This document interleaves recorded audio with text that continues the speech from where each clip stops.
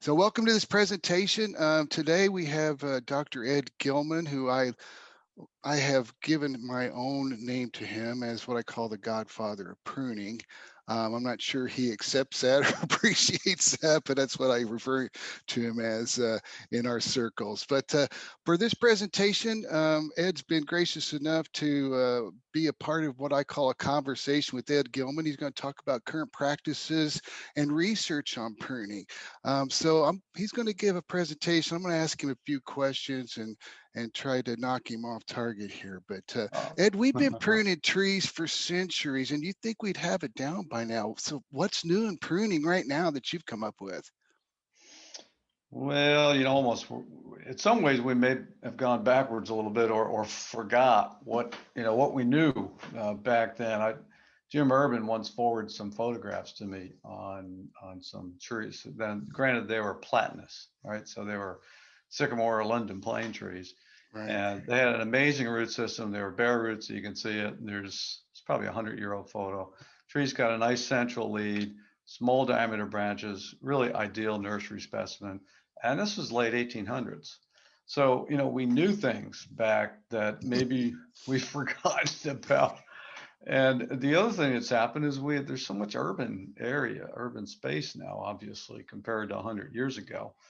Most of the trees we cared for used to be, woods trees that were once in the woods. But now there's so many planted trees. The issues are different. So we'll touch on that a little bit. We won't focus on that, but I think that's one reason what's gone on recently. Right. So we talked a little bit earlier about some of the things that you and I both kind of agree upon is important for an herbalist to know. Now, I guess I'd like to start out with what's your approach to pruning once you get up in the tree, or if you're on the ground doing ground-based pruning, how would you direct an arborist as, hey, this is what you need to do once you get up there? All right, so it's a good question. I've struggled with how to teach this, right? So that's an educator's role is to try to make the perhaps complex what's going on in here simple in words and action. So here's the latest concept, and I work with a lot of arborists. And the last time I worked with a couple of dozen at one time up in trees. I started explaining where to work in the tree, and just came out of my mouth was targeting the largest diameter branches on the tree typically, and then working your eye up one target branch, and then where the branch forks, you follow the largest fork, and then where it forks again, you follow the largest fork. Forks again, you follow the largest fork. So you eventually get to a point where, say you're prescribed to make 3-inch reduction cuts, you get to the point where you could make that cut up there, and that's your first cut by following the largest at each fork. This is more where to start. So your target branches, let's see, there are 4 large branches on the tree. So, and let's just ignore 3 for the moment and just go to 1. So you're climbing out on that branch, and there's a fork. Mhm. There's like a 12-inch section and a 6-inch section. So you're going to follow the 12-inch section. And it forks again. It's 8 inches and 6 inches. So you're going to follow the 8-inch one. You're moving out the branch, Mm. continuing to do that process mentally. Now, from the ground, this happens in my brain within a second or two. I mean, you just look and it happens, right? Hmm. It'll take longer to describe it than it takes to go through your brain, right? Right. So, and then you get to the point where, oh, here's a 3-inch reduction cut. So you're now at the tip. You're way out on the edge of the branch. And I'll run through this with a nice little series of slides that shows it really well. Okay. So you've worked on one target, then you go to the other 3 targets and do the same thing, and then you've pruned the tree to improve the structure and reduce likelihood of failure. Okay, so you've got a few slides to show what an herbalist needs to do once what I like to call them when I climb, is going to work. Yeah, well, they're going to work. Where should I work? And when the arborist came down after that little, it was like a 5-minute revelation. And then I realized, and this is 2.5 years ago, we all kind of realized that, hey, this is a great way to teach this. And this was the arborists telling me this. So they said, I know exactly what you want me to do now. So, for an organization where the arborist isn't always doing the sales, a company that's of some size where there's sales arborist and there's production arborist, it's a Mhm. great way to communicate between the two because the production guys have not spoken with the customer. And Right. if you're all kind of thinking the same way, and this goes right along with the standards, with our standards, uh, the A300. All right, so here we are. We've determined that these four branches are going to be our targets to work on this tree. Perhaps the customer, this is the only tree in their yard. It's a feature tree. They want to retain this tree for a long time. So it's you obviously want the tree to stay together for a long time. So you've got four large branches. It's a wide spreading tree. It could be an oak, could be a Japanese pagoda, really anything. Honey locust, any of the common trees we work on. And so these are our four targets. So let's ignore three of them because these are the ones most likely to fail and break and land on things and cause issues. So in many cases, we're going to end up reducing the length of these, and very simple process. Let's say the prescription for this tree is three 3-inch reduction cuts on each of the four target branches. The prescription is three 3-inch reduction cuts. We will clearly define what a reduction cut is in just a few moments. So let's just look at the one here and ignore the other three for a moment. And so you're going to come to a fork and you're going to follow the largest. See how we're following the largest there? Come to another fork, we're going to follow the largest. We come to another fork, you follow the largest. Your prescription is a 3-inch cut, reduction cut in particular. And so there's your 3-inch reduction cut. So there's your first cut. And then you slide back to another large lateral and you make your 3-inch reduction cut, or maybe it's a 2.5 to 3.5. Maybe you've given the arborist a range. We're just using 3-inch as an example. And then to make your third cut, slide back to again, the next largest lateral and make your third cut. So that process is pretty straightforward. And the arborists that I work with really seem to get that. So it's really important, not just for the climber to understand this, but the sales arborist or consulting arborist needs to understand these concepts as well to articulate them to the guy with the saw. Perfect. So call them a work order within the organization, whether it's a municipal or commercial arborist. Call it prescription, call it a specification. It doesn't matter a whole lot what you call it, but you work within our standard, which is called a reduction cut, because that's our language. Mhm. And then you prescribe the amount to remove by the size of the cut, and in this case, the number of cuts. It's a great way to communicate. You might even use that same language. You may not use the word reduction cut, but everyone understands inches to a certain extent, and they understand three. So about three pruning cuts per branch. So you can expect 12 or so cuts on the tree. So the salesperson has communicated that with the homeowner or the municipality, whoever the customer is. And then that same language basically maybe hopped up a little bit with a little more detail uh, to the production folks. And then whether you're doing the job next week or 3 months from now, there's a prescription there that everyone understands. Mhm. Excellent. That makes it a little easier to understand what you're looking for. That's what the arborists tell me. Yep, yep, I agree. So then, then you work the other three targets. We just showed you one target, and I don't know whether you can see my mouse moving here or Hmm. not. My arrow, yeah. So here's the first target. We worked on that. Now we work on the other three targets that we identified in this simple example.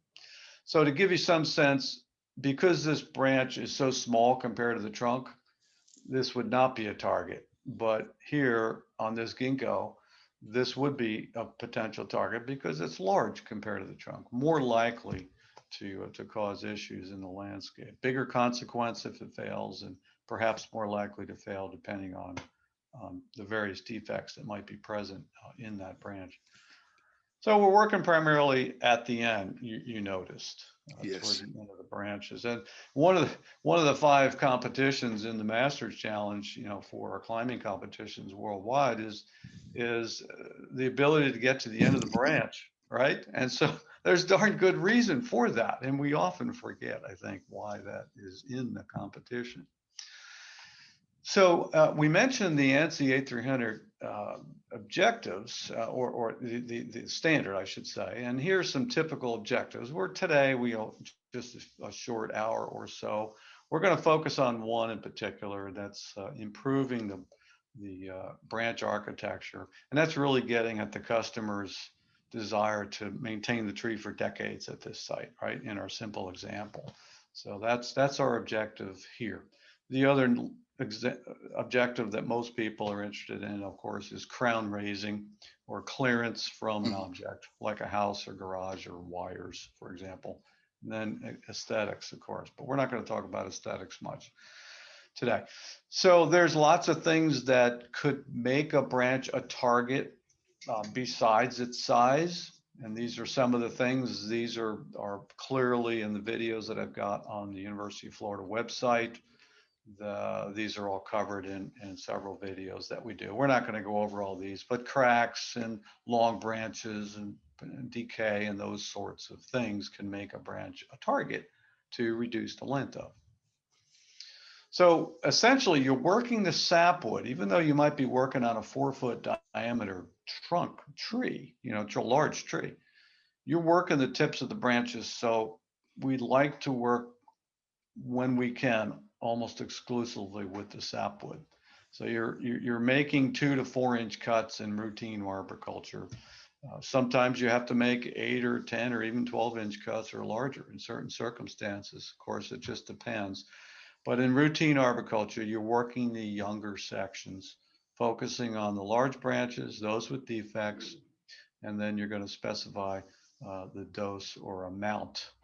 Some arborists use dose, some use amount. Either word works for me, as long as we understand that it's some expression of either percentage removed, percentage of length, number and size of pruning cuts. Those are 3 examples of how to express amount to be removed. Right. Well, 2 reasons why we're working the end of the branches, right? One is we want to work on primarily in the sapwood. The second is we get the most bang for our buck by reducing the length of branches than we do by lion's tailing or making branch removal cuts. Mm-hmm. So when we lion's tail a tree, we're making exclusively branch removal cuts. So they're smaller than the branch we're retaining, right?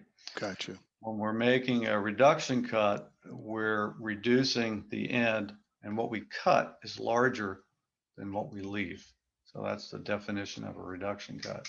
So because we're reducing the length, we get a tremendous reduction in mechanical stress toward the base of the branch, and that helps keep the tree erect, upright from falling over, and also reduces likelihood of branch failure. So that's a whole lot to say, but we're basically reducing the length to reduce the likelihood of failure. Yeah. So this would be an example of target branch. So if you look at this sweet gum, look about halfway up, and looks like there's 3 large branches right at that one spot there, about halfway up this sweet gum, about 35 feet in the air. So those 2 or 3 large branches, those are going to be our targets. The branches on the upper left of the crown, notice, are quite a bit smaller in diameter. So we're not going to worry about those as much. And if we get time, I'll show you this tree pruned later. But we work primarily, or exclusively, I should say, the upper right of the crown. So those be our target branches, 3 of them. We're going to reduce the length. So a couple of examples. So just think what you do here. This is a London plane, and this is San Diego Botanical Garden, actually. And so we're going to pick one of these two. They're about the same size. Here's the defect, in this case, codominance in the trunk, and we're going to reduce one of those two back to a lateral.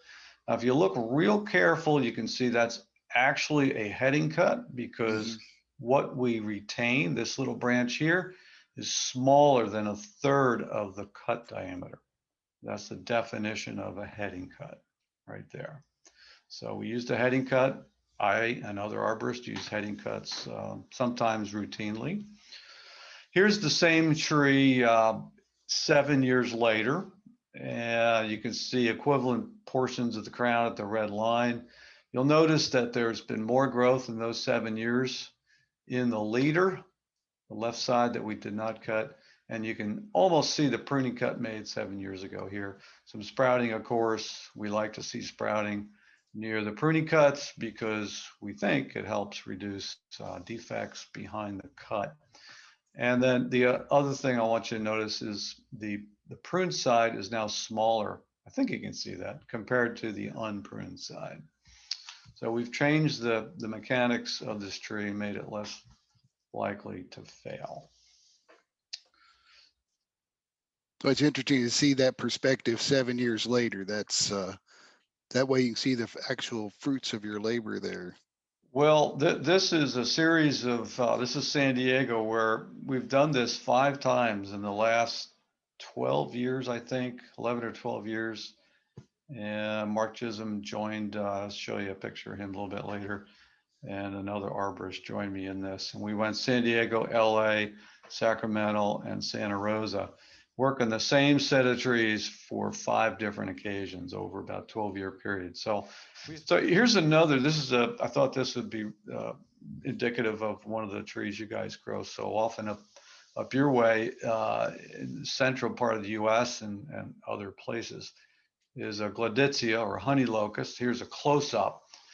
So look at this tree carefully, and where would be the targets? If I had to pick 3 target branches, which ones would they be? I'm going to show you in just a second. So just think for yourself, where would the 3 targets be? There's our 3 targets, right? And so we're leaving the trunk. Now in this photo, this branch is right over my head, so it almost looks like it's taller, but this is the tallest part of the tree going up this way.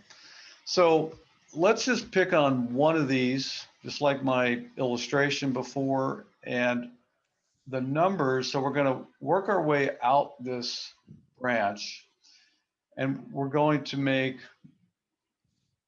fewer reduction cuts on the smallest branches, but we're going to be working the ends.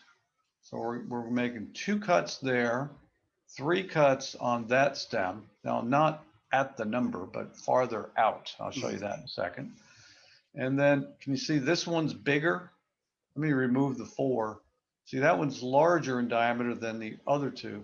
So we're going to make about 4 cuts out there. So we're applying a larger dose, if you will, to the largest diameter stems because they're going to typically be the longest. So reducing those with more cuts is going to reduce the motion in the wind, reduce the gravitational pull down toward the ground. All right. So 1 cut, you got to look real carefully on the right. That might be 1 cut, a 2nd cut, and then a 3rd cut. It's kind of hard to do this because it's getting so small out there, but we're looking at 2.5 inch, maybe 3-inch cuts. This is a pretty tall tree, probably 90 feet or so. So the objective here is to keep this tree together for a long time. You see there's already been failures. There's 1 there. There are some others in the tree. There's a couple off screen down here, but you can clearly see trees failed before. So it's in a high trafficked area in an arboretum, very famous and large arboretum in southeastern Pennsylvania. So you would apply that to the other target branches. This one here, probably 8 or 10 cuts out there and 8 or 10 cuts up on this one as well. So you'd end up with 2.5 to 3 inch cuts, and you'd have about 25, 30 cuts on this tree.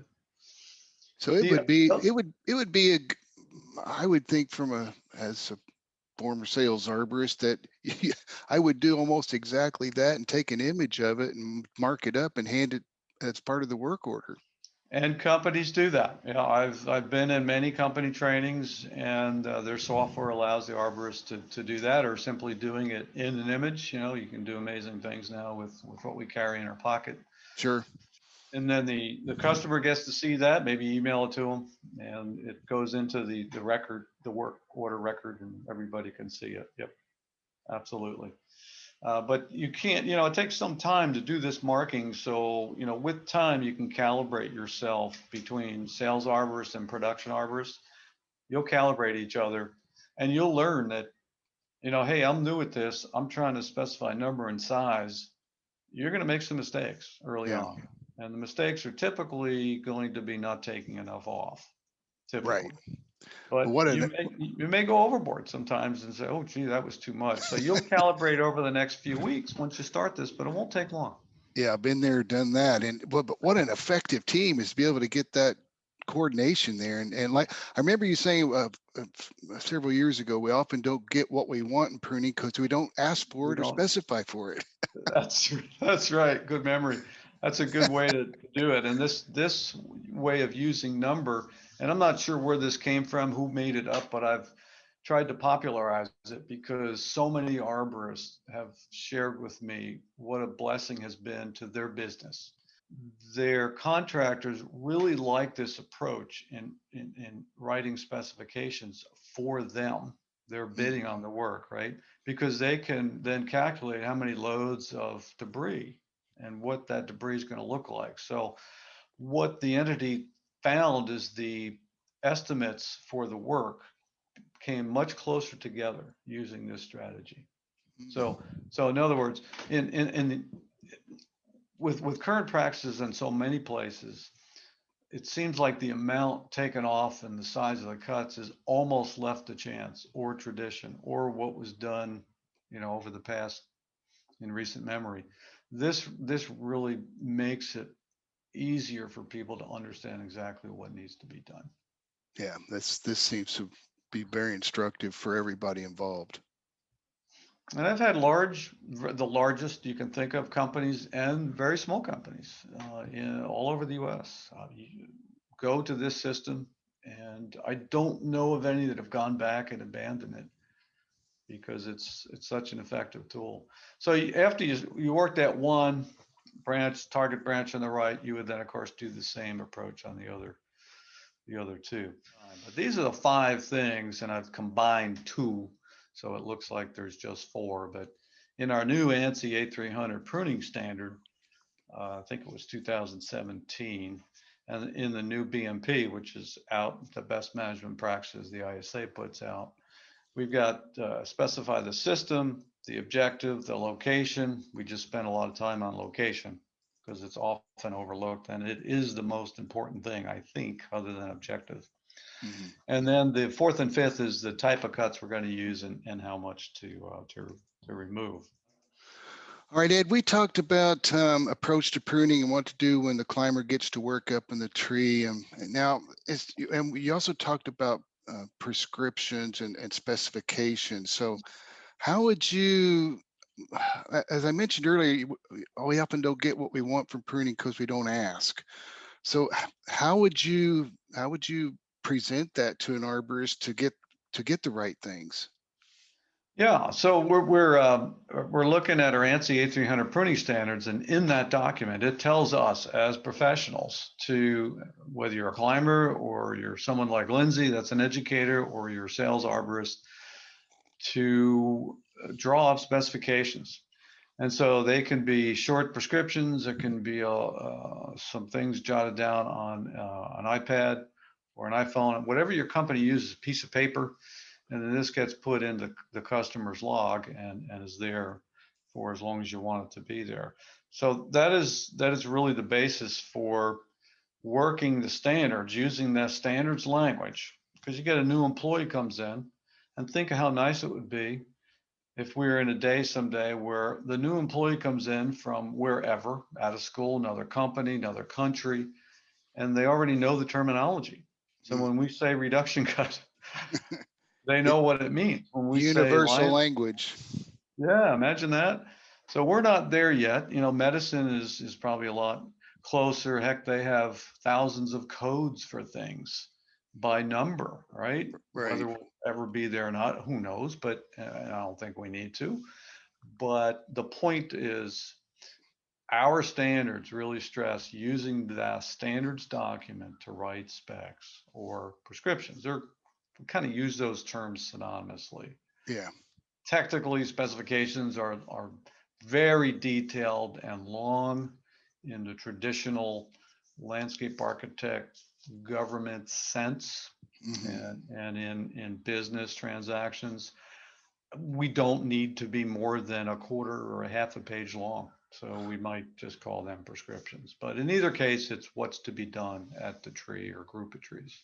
Well, I think in your previous demonstration there, you proved that it could be very short and concise and Yeah. get the work done where it needs to. I agree. I agree. And then you get to calibrate with each other over the period of weeks after you start working it. So I think right now we're more culture based. So what I mean there is if you go to San Diego, where I showed you a photo earlier, and look at the tree care that's everywhere, it's different than you see in Cleveland, Ohio, or the northeast part of the country, Hmm. or in Europe for that matter. And so we're not really a science or standards based organization or profession yet, but there are standards. We have standards, and there is some research to back up what we're saying here. So we hopefully will move this the needle a little bit. This type of approach. So here's some definitions first. So let's start with the leader, which is the upper extension of the trunk. The trunk being that portion of the tree from the ground to the bottom of the crown. So when I refer to those two things, that's what we're talking about. And this would be a reduction cut. So we mentioned it earlier. I'm pointing to one in the lower left with the red arrow. And the inset, the detail photo, is a close-up of a reduction cut. So notice the cut is bigger than what you leave. So the retained lateral is smaller than the cut. That's the definition of a reduction cut, right out of the standards. Now that lateral's got to be 1/3 the diameter of the cut diameter of the stem you remove to be a reduction cut. If it's smaller than 1/3 of the cut, then it's a heading cut. So very simple approach, right? You have a heading cut where the lateral is smaller than 1/3. You have a reduction cut where the cut is where the lateral is 1/3 or larger than the cut. And then a removal cut is the only the third cut. We only have three. And there's an example there, removing a branch from the trunk, removing a lateral from a main branch. So in other words, what you remove is smaller than what you leave. So reduction removes the large, and removal cut removes the smaller. So pretty simple. I don't know how you can get those confused. Yeah, and the discussion on heading cuts, I think in our industry, heading cuts has been given a really bad name and has the connotations of topping. So could you clarify that a little bit? Well, there's instances where, as an arborist, you have two options. One would be, let's say you have an overextended or broken branch that is over a target, like a garage or a portion of the home or a roadway, and you want to mitigate that risk somewhat. So one option is to remove the branch back to the trunk. Maybe it's a 16-inch diameter removal cut at the trunk. That's a Hmm. big wound. That's going to be back into wood that's older than sapwood, right? The other option is to go farther out on the limb and find a living lateral of any size, preferably 1/3 or larger, but sometimes that's not available because they're all gone. Tree's been lying still. So that second option is to make a heading cut back to some kind of lateral. And I think in the long run, that's going to be better for the tree. Now, it may not meet all the objectives of the customer, but it's certainly a good option biologically for the tree, if that makes sense. Oh yeah, that clarifies a lot. I think that'll help our arborists feel better about making that decision on, we've been trained that that 1/3 ladder is such a critical component to our cut that if they can't find a 1/3, they'll go back and remove it all. Seen a lot of that. We all have. And Yes. yeah, it's kind of like the craziness of removing too many trees. I think we remove too many trees, and we can prune trees instead. That's one reason why we're here to share some of those strategies today with you. Yeah, great color clarification. Thanks, Ed. All right, so those are the two pruning cuts or the three that we use: removal, reduction, and then heading where we have to. We have no other good option. An underappreciated concept is aspect ratio. So whether you're talking about ornithology, aviation, electronics, like this kind of a thing, many industries have used the concept or the words aspect ratio. And all it is in arboriculture is the diameter of the branch at A compared to the diameter of the trunk at B. So it's the relationship of A to B. So here it'd be about 1/3. So that branch would be about 1/3 the diameter of B. So that's called aspect ratio. And our approach to pruning is to prune the largest aspect ratio branches. And the small ones, like branch A in this simple example, that probably wouldn't need pruning. From a risk standpoint, it has almost no impact on risk. But for clearance, of course, it's very common to make branch removal cuts by removing A. So it really depends on the situation. So this would be a large aspect ratio. So going back, small aspect ratio, large aspect ratio. I showed you this photograph before, but it's a great example of A is almost the same size as B. So we're in definitions now. Should this branch fail, it'd be of much more consequence than if something were to happen to branch A. So that's why it's important. Interior branches are those that the arborist typically walk over to get to the work area, which is the periphery or the edge branches, the edge of the crown. And that'd be your pruning zone in most instances. And we showed you that earlier in the approach, first couple of examples we showed you 20 minutes ago. So this would be good management that would prevent overextension of this open grown tree. See lots of, what kind of cuts are those? Removal cuts or reduction cuts? What do you think? Look like reduction cuts to me. Yeah, they're mostly, if not all, reduction cuts. There might be a heading cut or two in there, but most of those are reduction cuts. If there are heading cuts, they're all back to laterals. Good example of good structural pruning. So here's the outline of the 5 items. Now there are some more in the ANSI A300 standard, but these are the 5 of greatest consequence and maybe a little bit more challenging to understand than the other. So system, objective, where in the tree you're going to work or location, cut type, and then how much you're going to remove. Now, So, yeah. how would you express in a specification or work order to an arborist that amount to remove, Ed? So there's at least 3 or 4 ways. One we went over earlier would be the number of cuts and their size, their diameter.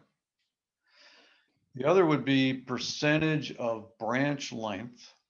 So you're going to remove 15% of the length on the 6 target branches. And the target branches are the largest aspect ratio. Very simple approach. You really can't confuse that with anything else once you know your definitions.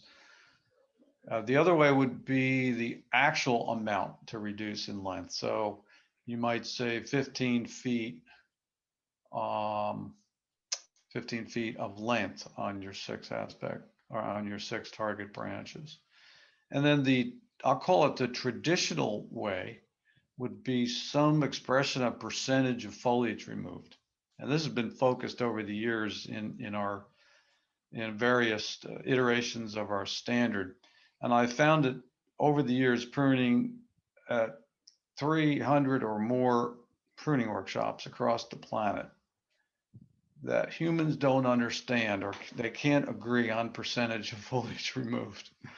You prune a tree, put the foliage and branches on the ground, poll the crowd, and it's always 100% difference from the person that says, has the lowest estimate and the person that has the highest estimate. So it's not a good method. Sometimes it's larger.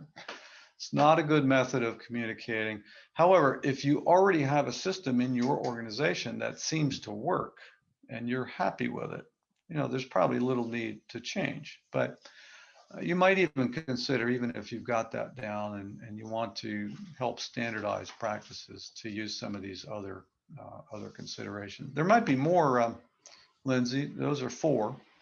Yeah, those we seem to be, or I run into in teaching these pruning workshops, a fixation on that pruning dose or percentage. But if you look at the top 4 there, it's about reaching your goals. It's just as important. And also, when you're looking at amount to remove, when you consider health and vigor of the tree as well, and also its developmental age in that process. Right, and that's so when we're pruning at the edge of the crown, the developmental age of the wood we're cutting through is typically sapwood or mostly sapwood. So yeah, I agree. So the group that worked on the latest edition of the ANSI pruning standards actually removed the maximum amount of foliage to be removed from the standard. So it's not in any of the statements. However, there is a statement in there that says in a pruning spec or prescription, some amount of foliage removed should be expressed. So, length of parts, percentage of length, percentage of foliage, or size and number of cuts. So those are the 4. Okay. All right, so let's kind of take these one at a time. So system is most cases, I'd say 99% of the cases, is the natural system. That's just an open grown tree someplace along a street, in your yard, the edge of the forest. Pollard would be a very different way of reducing the tree and keeping it small. Topiary would be like a hedge. So we're going to just focus on natural today. Objectives, here's the 3 most common: structure, clearance, and aesthetics. Okay, so prove structure, provide clearance, make tree look pretty. Customers are always looking for that. Cut location, typically the ends of the largest, you might say the largest branches. It's easier than using aspect ratio. So that can work as long as we understand it's the largest branches on the canopy. That's usually the deal. Unless we're lifting the crown for say a mature tree someplace, 3-foot diameter tree, and you're not going to make 16-inch cuts on the trunk to raise the canopy. You're going to try to take secondary branches off, right? Mm-hmm. Yeah. And then the amount would be we've had some discussion of that already here. So those are the 5 items. So I was going to give some examples of how to use that. So location of cuts is the most difficult, I think, for folks. Here we're going to use the natural system. Our objective eventually is clearance. We're going to improve clearance, but we're thinking in the future. So here's obviously street trees in the center of the median, 2 lanes of traffic either direction. And where do we want that first branch to be, the permanent branch on the tree? How many feet off the ground, you think? We're probably looking at about that second largest branch up, aren't we? Yeah, I mean, you probably wanted 12, 15 feet off the ground. I Well, mean, depending. eventually, yeah. Yeah, that's what I mean. So eventually, where do you want it? Not for this pruning, but Oh yeah, yeah. You're where going do to you want it. want it? Yeah, because you got to have roadside clearance. Sure. Yep. Yeah. So that's what we're here to try to communicate to folks. So uh, for a plant like this, we know then that just about every branch on that tree is temporary. So we don't want it to grow up and become part of the permanent canopy. So we're going to suppress everything, absolutely everything. And here's what we're going to do. We're going to pick on the largest branches, right? So there's one. Can you locate another? Yeah, right above it. There's right above it. Another one up there, and Yeah, then it might on even the pick left. the fourth one. There might be a fifth one in there, but you get the idea. So now we have the option. Are we going to remove all four? Are we going to reduce all four, or some combination of the two? So that's where the art of writing a prescription might come in. So if there were 400 trees along this boulevard, and you were tasked with writing a prescription for, let's say you were a municipal arborist and you were tasked with writing a prescription for bids from commercial arborists, you might say, you might take a survey of the trees, maybe a 10% cruise. I'm a forester, right, by training. So think of a percentage sample. You look at 40 trees, takes you an hour to look at the trees. You can do it from your truck or you can walk the street. So on most trees, you're going to make 5 cuts, and 2 of them are going to be removal cuts, and 3 are going to be reduction cuts. And you write that in your prescription. So you give the production arborist, the option, but you say, it looks like on most trees it's going to be 2 reduction cuts, or two, I'm sorry, 2 removal cuts and 3 reduction cuts. And then they take that prescription and they work the trees. And you might say 1 to 3 removal cuts, an average of 2. There's different ways you can play around with this approach, and you'll get better at writing the prescriptions as you watch what gets done. And I think as you do it, you're going to have to do it before you can prescribe it, I think, and understand that concept. I couldn't agree more. Couldn't agree more. Yes, there's nothing more surprising and intimidating than standing next to a tree and trying to write a prescription for the first time. You have to understand and have done it. Yeah. I'm not a climber. I know you are, Lindsay. I have been in a tree, but it's a long time ago. But I've done enough of this from the ground, pointing with my laser, and then the arborist executes the work to know that it takes some practice. There's no doubt about it. Absolutely. Yeah. And then coming back, and like I showed you that one platanist, that London plane 7 years later, that's the most important part about all this, is coming Right. back and seeing how the tree responded, right? All right, so there's the 4. So what would you do? What's your prescription? One of the most important questions you have to ask yourself as a prescription writer, or even if you've got to ask the owner of the trees or tree, when will the trees be pruned again? Right? Because if you don't know that, if this is the only time these trees will ever be pruned, I'm going to take more branches completely off back of the trunk than, with understanding with the customer, obviously, what's going to be done. Than if I'm going to come back in 3 years. So if I'm going to come back in 3 years, I might remove 2 and reduce 2. If I'm going to come back in 10 years, or maybe never, I might remove all 4. You see how you work? So that's a really important question, is when will the trees be pruned again? And then, of course, the vitality of the tree. Now, this has got nice mulch, curb to curb.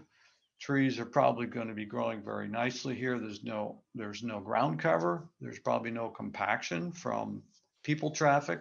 There's no mowers in there. So trees have a lot of vitality, and those are going to develop tree architecture. They're going to grow faster. So defects are going to develop quicker.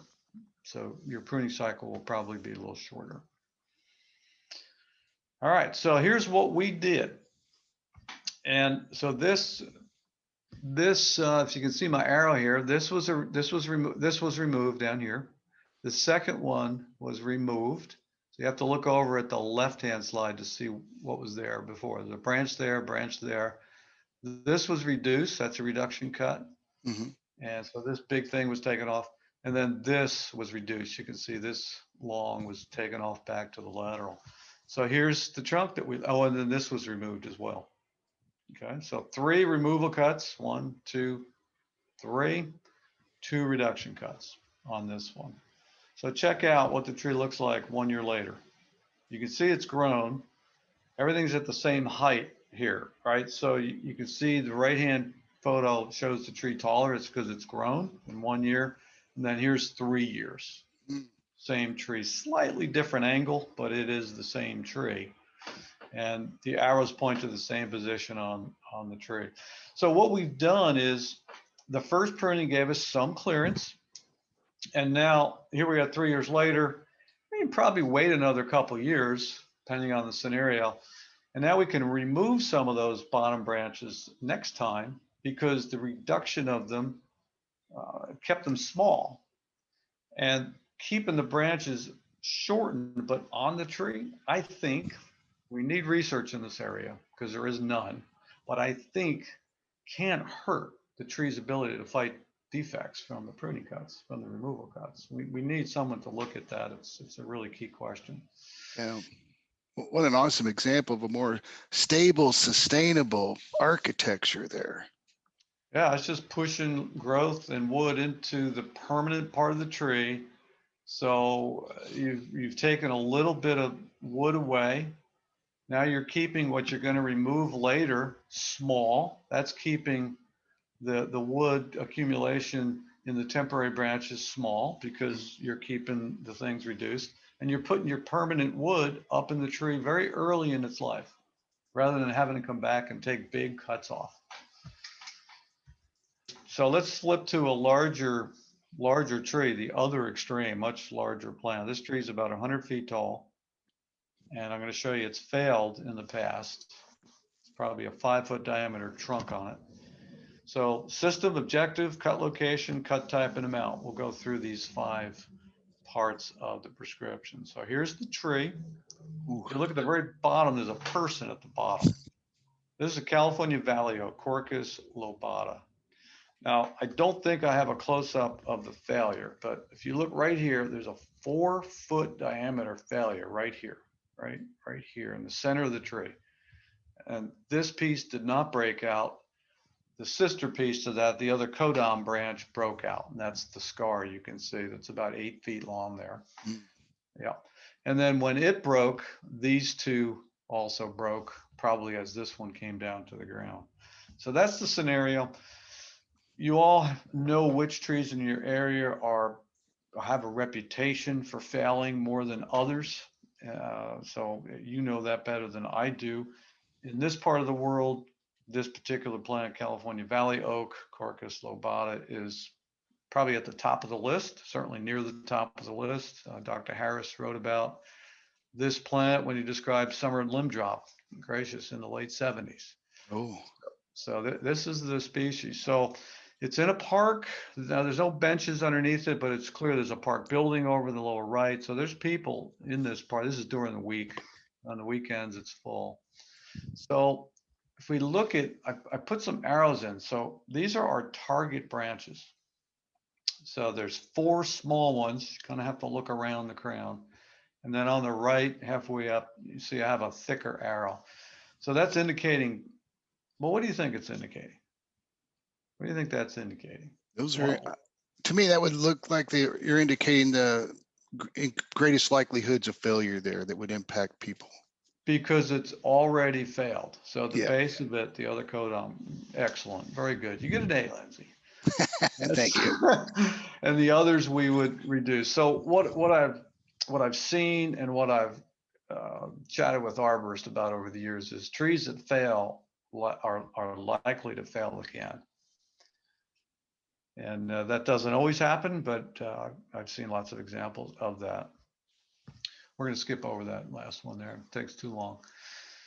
All right, so let's write a prescription. We're going to use the natural system. The tree's already big. It's got the natural habit already. Objective. What do you think, Lindsay? Well, first of all, would you want to address those previous failures as far as removal cuts or heading cuts there? And then, Yeah, that's what this slide was about, but I don't want I don't want I to take the couldn't time to overlook do that. that at the moment. But yeah, we could at a later time for sure. And usually that's a half-hour discussion when I do this live because Sure. and I cut it off because it's interesting. What do you do with a broken 10-foot branch that's 2 feet in diameter? Right. But for the purpose of this, we're going to use the natural system. So pay attention. What's the objective here, do you think, in this situation? Well, my first objective would be, generally speaking, reducing the likelihood of failure by subordinating some of the weight off those branches. All right, so we're going to reduce the risk of failure, right? Just overall, without getting into the how. And then where are we going to work in the branches, in the tree? We've already pointed to the 5 branches, right? And we're going to be working the ends because we get our greatest reduction in mechanical moment, mechanical stress at the base by taking the ends off, not by lion's tailing. And then the cut type, we're going to use reduction cuts primarily, maybe exclusively. Think exclusively here. And then some expression of amount. How much are we going to take off each of those? We're going to be a little bit more aggressive on the one with the thicker arrow. Remember, one had a thick arrow and the other 4 had thinner. And now it's a matter of deciding. And here's where the art comes in, right? In our experience. Here I've written, and you may have a different opinion, and that's okay. We all learn from each other. 10 to 12 4 to 6 inch reduction cuts on that tree. So there might be 2 or 3 on each of the 5 branches. So maybe 3 on the biggest one and 2 on the other 4, something like that. And then here I'm expressing the amount removed as a length, an actual feet in the feet. So I don't think there's a better way right now. I think it's what works for your organization and what you and your arborist understand. No, and I think this actually, for me, um, it would alleviate some stress on the part of the climbing arborist on, that looks like a formidable task up there, but this kind of simplifies and focuses your goals and objectives or your approach so that you can be more effective while you're up there. I think you could also make a case for it being less risky for the climbing arborist because then he or she can focus on their business, which Mhm. is to get to where the work needs to be done, perform the work safely, don't change the shape of anything as the branches come down to the ground. And obviously there's thinking that goes on up there, but this makes it, according to the arborists that use this and have expressed this to me, it makes their job easier. They know what needs to be done a lot, and they're looking for cracks, they're looking for decay that you can't see from the ground and that sort of thing, and you work a system out for that, either giving arborist license to make their own decisions or some communication between you as a salesman and the arborist.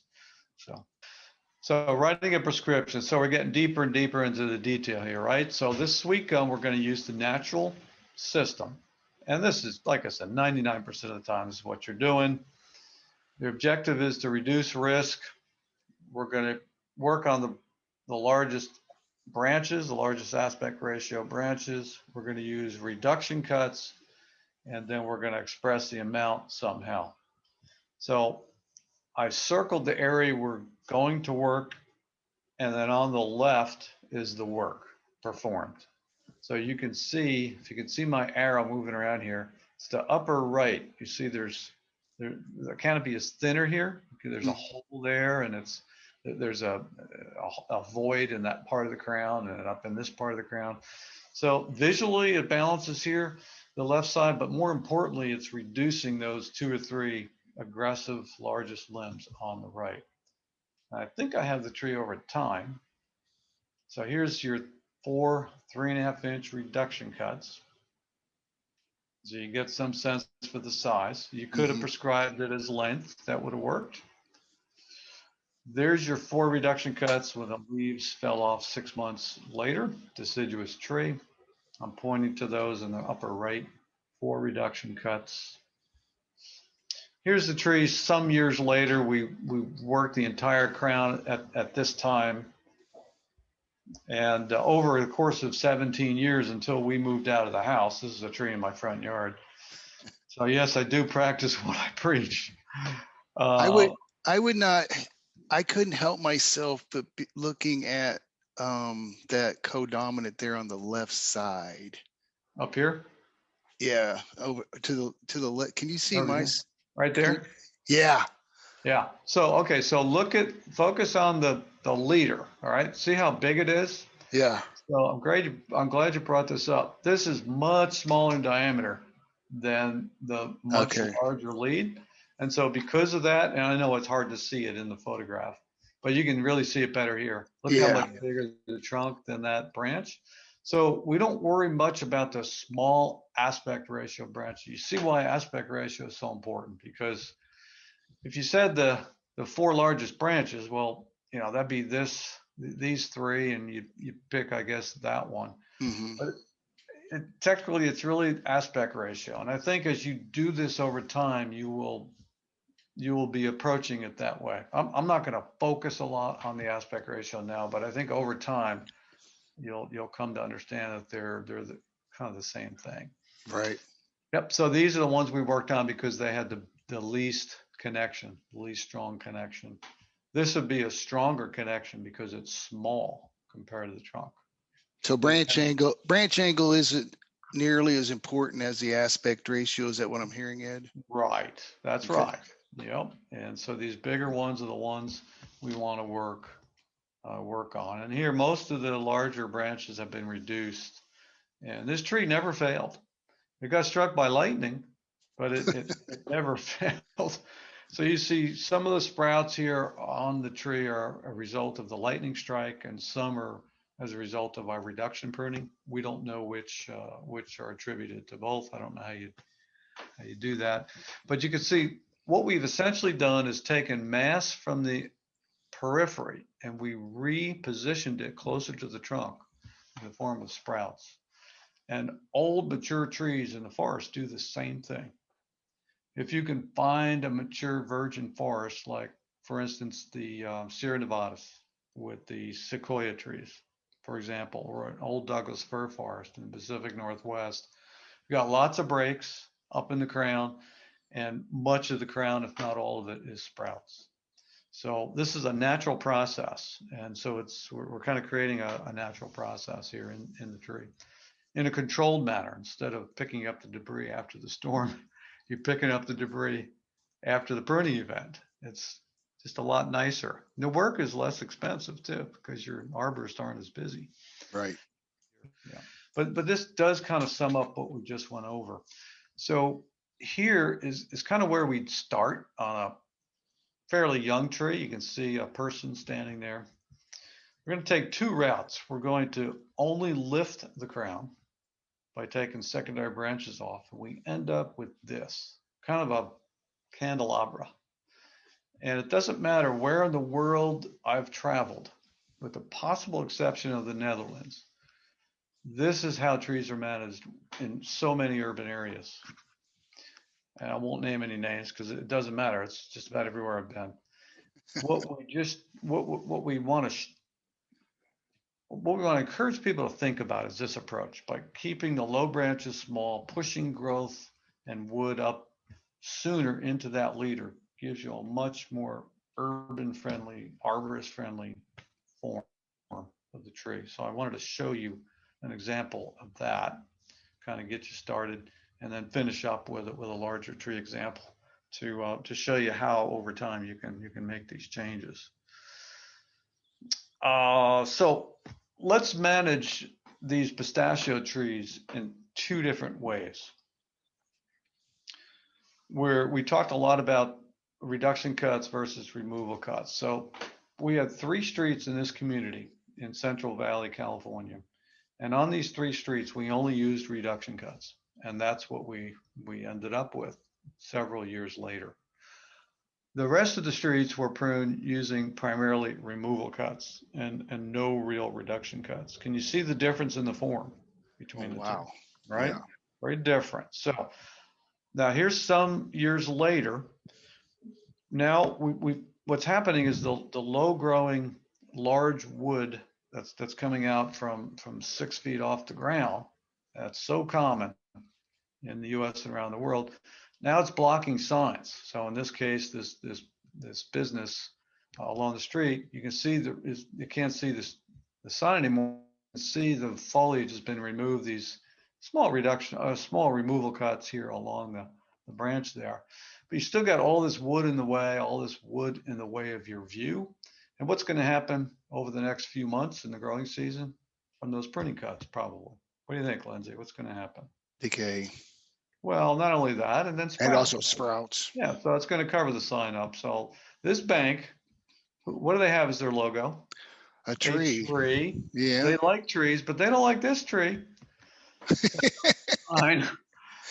Here, the other side of town where we use primarily reduction cuts early.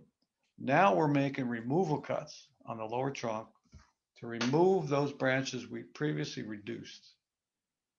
And we have a central lead in all of these trees. And now we have one trunk instead of 3 or 4. The businesses have good access, their customers have good access to the signs and what's happening inside the windows. If it's a restaurant, you want people to be looking what's going on Yeah. inviting them in. So it makes a lot of sense from a downtown perspective for sure. Well, and also in that previous previously when you're looking at the removal cuts, you really push that center of mass higher, which would put a little more bending moment on those attachments as well. And you're essentially line styling the tree, Lindsay, wouldn't you say? Yeah. Really the start. And so we're behind the 8 ball in arboriculture. We've let a combination of growers and negligence govern our tree form. So when we combine um,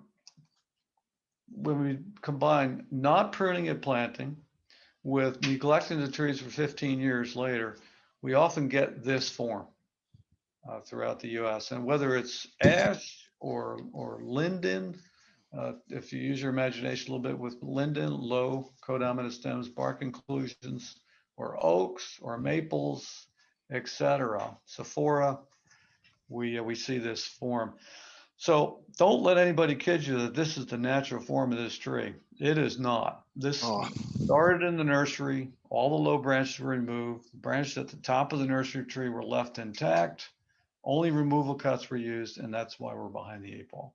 boy, now as you say it, you do see that so prevalent in our country. All over. You've traveled, you know. Yeah. Yeah. So this is much easier. And you know what? It's really not that difficult to teach. And it has to come from the top. It's not going to come from the guys in the field back to the organization. This has to be bought in. The foreman and on up has to be bought into this concept in order to really change anything. We're going to skip by that for now. All right, I want to switch. What do you think, Lindsay? Another 5-10 minutes? Yeah. Yeah. That'd be great. Okay. All right. So I'll go through this then because this is pretty neat, multi-year example. We're going to use this is a red oak, Quercus rubra, and we're going to use the natural system on it. Our objective is to improve the structure by subordinating stems that are competing with the leader. You can see the leader up there. It's there. We're gonna help it along. Cut location. Any branch with an aspect ratio over a half. Pretty simple, right? Yeah. You don't have to get the ruler out, right? I mean, we're adults here, right? I mean, we can kind of look at it and estimate. We're going to use reduction cuts, and we're going to use 10 to 12 2-inch cuts. So this is what it looks like. There's your pruning cuts in the tree. And there's your debris. There's 1 year later on the left. So look how much growth has occurred in the lead compared to, let's just pick on this one Yeah. and this one here. And then 2 years later, look how much bigger the trunk is. This is Wow. red oak. This is one of the trees you guys grow up, northeast. I grew up with big red oaks in New Jersey. Yeah, Look see how that's what amazes me, how that tree reallocates its resources to those amazing. areas. It Yeah, is. yeah. I'll tell you, when you prune like this and watch it change like this, and then the next one, it makes a believer out of you. You can't go back to pruning the other way. So you went from 2 years ago, one pruning from that on the left to that on the right. And now, as the tree grows the next year, 2, 3 years, you can remove some of those low branches if you must Yeah. for clearance, because you got the wood, the canopy up above now. So this is an oak, again, in California, and it's got an aspect ratio of 1 here on the circled spot. So Mm. this is about the same size as this. Here's an arborist. You can get some sense of scale. And there's my colleague Brian. Nelda Matheny was with us this day, and we're looking at this union, what we were reading as a closure crack. So there's a crack between the two leads, and it's closed over, but it's in there, right? It's perhaps temporarily closed. So there's the target is this, not only the fence, but there's a whole row of homes along here, very closely spaced homes. This is a municipal park. So cabling was not an option. The park did not want to take on the liability of the cable. So we were going to prune it. So we're going to use the natural system. Our objective, reduce risk. We're going to work the largest 2 to 3 branches. We're going to use reduction cuts, and we're going to take a certain amount out. I'll show you. So here's the first reduction cut. It's about a 7-inch cut. It's not a small cut. Here's the arborist. You can see the arborist working his way down just right there. Here's the second reduction cut. Now that we don't have time to really go into this, but I've actually left about a 3-foot section of the branch and made this reduction cut instead of making the cut at the branch, at the main branch. So this was made at the main branch because I didn't have a lateral higher up. This one I had a lateral there, so I left that little section. That just puts the decay a few feet out from the main branch. I like Right. that. Yeah. So and then there's some cuts underneath Lindsay's video there of himself that you can't see. You can see one circled yellow cut. So there's 3 or 4 cuts over on the right, all on the biggest. So the biggest 3 branches. That's where we worked. So this is the debris, little bit of heartwood or non-living, and then lots of sapwood. So we were working in a good part of the tree. So the idea is we'll get some sprouts, and then at some time later, we'll reduce what we left. Okay, does that make sense? Yeah. So that's the idea. Let's see if the tree paid attention. And then we're going, because they don't read these books. It's true. We go up, and we hope to push growth higher in the tree. So does it work on a tree of this size? So those 6 lines are supposed to be future growth. So here we are in 2014. This is 2 years later. Yeah, 2 years later. So if you look up here, the arborist is right there. He's got a yellow. It's raining, so the photography was terrible. But here was this circled part right here, is right there, 2 years earlier. You see sprouts have developed, which is good. That's what we want. Here, the arborist, you can kind of see him better. He's taken off that end. That's a 4.5-inch cut. It's a pretty sizable tree. Now we came back in 2017. This is part of our 5 time period tour in California, same trees. So here we are 3 years later, and the tree's much bigger. It's growing, it's responding. You can see the lead up here is now king. This is 5 years after the first cut. This is behaving itself very nicely, but we got some action up here, right? We have some big branches, 2, 3 of them, actually codominant up here. Mm-hmm. So those are our 3 targets, 1, 2, and 3. So there's our 6 cuts. So we made some progress in 5 years. We've got a pretty decent lead going on. The tree's getting larger in the center. We come back in 2019. So the last 2 years went from this to this. So this is really behaving itself now. It's kind of tucked back into the crown. The central lead has gotten now quite a bit bigger. It's hard to see this, but this is now quite a bit smaller than the leader, 7 years. And the tree was probably 22 inches at the base, more or less, to give you some sense for size. And then we were fortunate enough to have Mark Chisholm working with us here today. And so he was out there doing his limb walk out to get to the edge of the branches. Is we're making 3-inch cuts in the upper right, up here, and out there.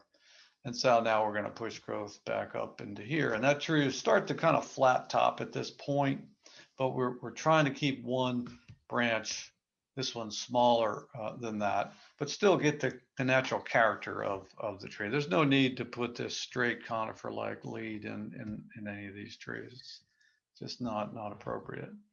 So we went from 2012 to 2019, 7-year period. I think it's obvious that we've improved structure.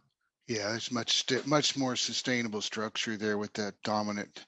And they don't all have to be perfectly straight to develop a dominant leader system. And I think people have a misconception about that, Ed. Yeah. Well, look how much that in either photograph, how much the leader works its way off to the right. It's probably offset 10 feet Hmm. from the base of that tree where it meets the ground. But And it's still got that dominant, stable structure, though. absolutely, absolutely. If you go in the woods almost anywhere on the planet, this is a version of what trees look like. The Don't you branches love it when a are plan comes together like this? like that. That's good. So really, again, we've kind of gone over this, but it's we'll just wrap it up here. Is we're trying to get this structure. We think there's good research evidence that Brian Kane has done and others. So we've done some and contributed. Tom Smiley at Bartlett have done work and lots of experience with storms. That's a better route than the route this upper route where you get lots of low codominant stems for a whole bunch of reasons. So Lindsay, good questions. I think it worked out really well. This kind of wraps up a pretty neat session. I really enjoyed it. Yeah, I appreciate the conversation. That I think that the most troubling thing that, speaking for myself and I think other arborists I've talked with, colleagues, is just balancing those mechanical needs with the biological consequences of pruning and trying to make them all merge together, and that's good for the tree. Well, and the hardest part of this, and I couldn't agree more because this is the hardest part, is how much to remove. So I think the from where or the location, hopefully now, as you look at trees differently now with that concept in mind, work in the largest branches. And I'll bet you over half of us do that anyway. But Mhm. with that in your mind at all times, work in the ends. That's a pretty straightforward concept to teach. But the hardest part is how many cuts and what size. Yeah, You I know, think I or think we're overly focused on dose or amounts rather than size, location, and type of cut. That seems to simplify it so much. much. But that's the area we need more research in. There's not much research on pruning dose. We've published 3 papers in arboriculture and forestry over the past 12 years or so on this, on one species, common species where I happen to live in Florida. And we showed that the more you prune away from a branch, the slower it grows and the longer it stays suppressed. So if you want backup for that, it's in our literature, in our arboricultural literature. And we went from 25, 50, 75%. And you can see how we calculate percent. we actually were very, very precise, calculating the percent of cross-section area at the base of the pruned branch compared Uh, to the cross-sectional area of all the cuts.